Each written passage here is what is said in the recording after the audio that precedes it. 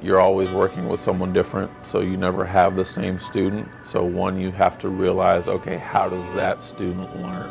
How do they understand what you're teaching?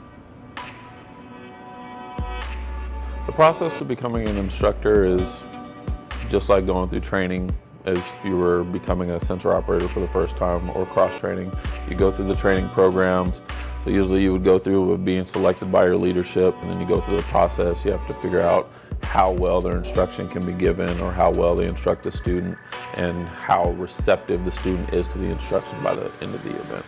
The training for a student usually goes from our tech school, which they could be in tech school for about 2 months, and then once they get here and they're going through their initial qualification training at the FTU, this can take anywhere from about 3 to 4 months. The section that I find most difficult for most students to get through is just, I guess, encompassing what they're actually doing in this career field.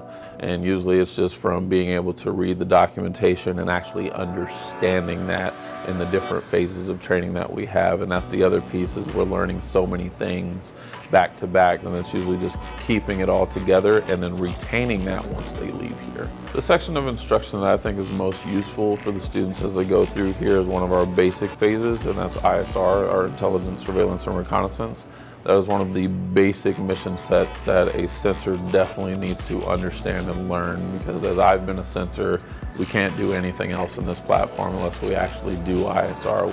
The piece of advice that I would give a student before they graduate would definitely be understand concepts. Like, be able to realize the bigger picture of what you're doing. Because you can sit there and, okay, yes, you can read a book. You can take a test and answer the questions like you're supposed to, but if you don't grasp why you're doing that, I believe you'll actually have a difficult time when you actually pass on to your operational unit.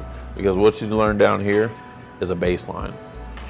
You're gonna learn different things and new things once you get to the operational unit you're working for. Everyone doesn't do the same mission, so we get their baseline tactics here at the schoolhouse, and then being able to take this knowledge so you can apply it when you get operational. The most rewarding part about being an instructor is for the fact that I am the one teaching that next level of student that is going to be going operational and doing what I did, and that is rewarding right there, knowing that I'm the one that's providing them with the instruction that they're going to take into their operational unit.